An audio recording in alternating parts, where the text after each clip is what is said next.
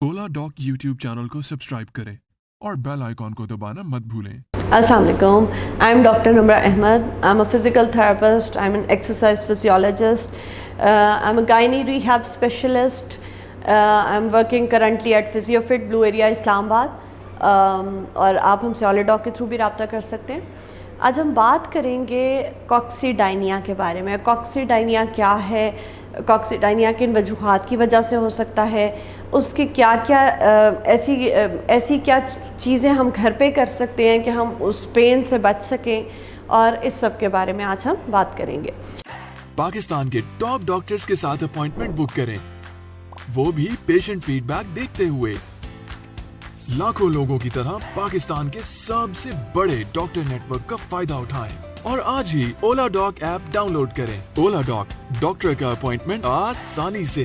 कॉक्सीडाइनिया को हम tailbone pen भी कहते हैं। हमारी पूरी वर्टिब्रा या जो स्पाइन है, ठीक है, उसके जो लास्ट टेलबोन है हमारी, जो कि एक ट्रायंगुलर शेप में होती है, उसमें अगर पेन स्टार्ट हो जाए, परसिस्टेंट पेन रहे उसमें, तो that condition is called as coccydynia. वो बोन कॉकिक्स कहलाती है, और अगर उसमें परसिस्टेंट पेन हो तो दैट इज़ कॉक्सीडाइनिया। कॉक्सीडाइनिया किन वजूहात की वजह से हो सकती है? ज़्यादातर ख़वातीन में होती है, मर्दों में कम होती है।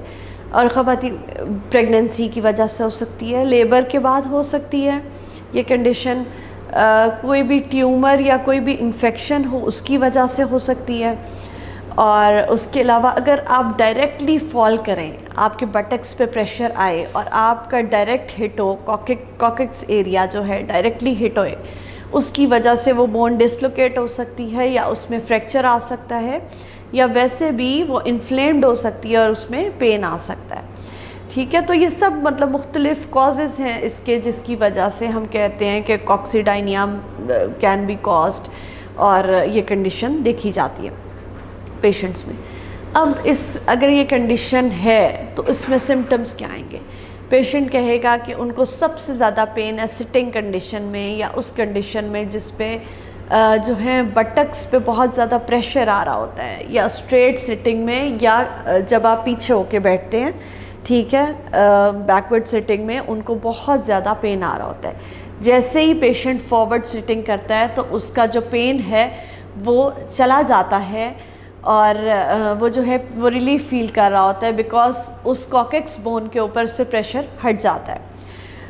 इसलिए कुछ कंडीशंस हैं, कुछ पोस्चरल गाइडेंस है जो हम पेशेंट को करते हैं, ठीक है, उसमें कुछ रिकमेंडेशंस हैं, कुछ डिवाइसेस हैं जिसका हम पेशेंट को बताते हैं कि आप जो है अगर ये यूज़ करेंगे तो आपकी ये पेन कम हो जाएगा। और सब पेशेंट का पेन, अब इसका ट्रीटमेंट क्या हो सकता है? पेशेंट को पेन है परसिस्टेंट बैठते हुए, सिटिंग में, बैकवर्ड सिटिंग में, जैसे जैसे इस बोन पे प्रेशर आता है और पेशेंट को पेन स्टार्ट हो जाता है।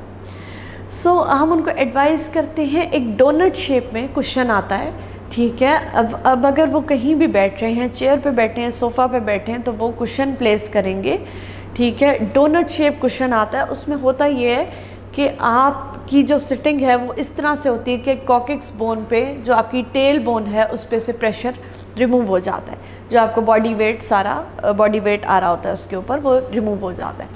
वो यूज़ कर सकते हैं।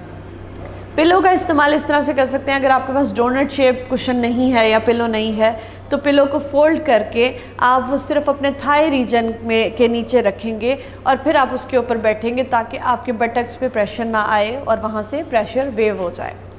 यही कंडीशन कर सकते हैं।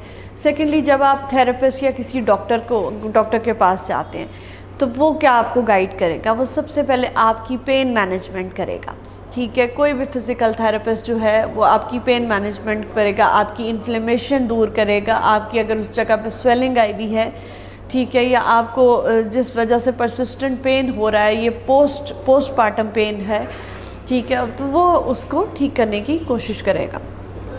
उसमें वो टेंस का इस्तेमाल कर सकता है, उसमें वो हीट एंड कोल्ड थेरेपी का इस्तेमाल कर सकता है, उसमें वो सारी इस तरह की आपको एक्सरसाइजेस गाइड की जाती हैं कि आपका ये पेन जो है ये विद टाइम जो है चला जाए, ठीक है। फिर आपको नी टू चेस्ट या ब्रिजिंग या जिस तरह से भी वो स्ट्रेचिंग्स आपको बताई जाती हैं, आप अगर वो स्ट्रेचिंग्स ट्रूली परफॉर्म करते हैं तो आपका ये पेन विद टाइम चला जाता है, ठीक है। और फिर आपको एनसेड्स भी रिकमेंड किए जा सकते हैं अगर आपकी वो एरिया जो है इन्फ्लेम्ड है और वहाँ पे बहुत रेडनेस देखी जाती है, तो वो क्रायोथेरेपी का भी इस्तेमाल किया जाए।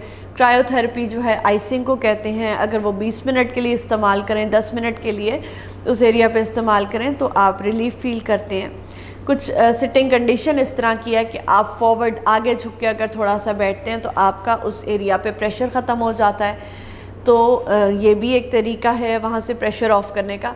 प्रेशर ऑफ करेंगे, उसकी इन्फ्लेमेशन कम होगी और ये जो पेन है आपका, परसिस्टेंट पेन हो रहा है आपको, वो ठीक हो जाएगा। अच्छा, अब अगर तो बोन अपनी जगह से डिसलोकेट हो गई है ड्यू टू डायरेक्ट फॉल या वो फ्रैक्चर हो गई है लेट से, तो फिर इसका लास्ट ऑप्शन हमारे पास सर्जरी आता है। फिर हम सर्जरी की तरफ मूव करेंगे।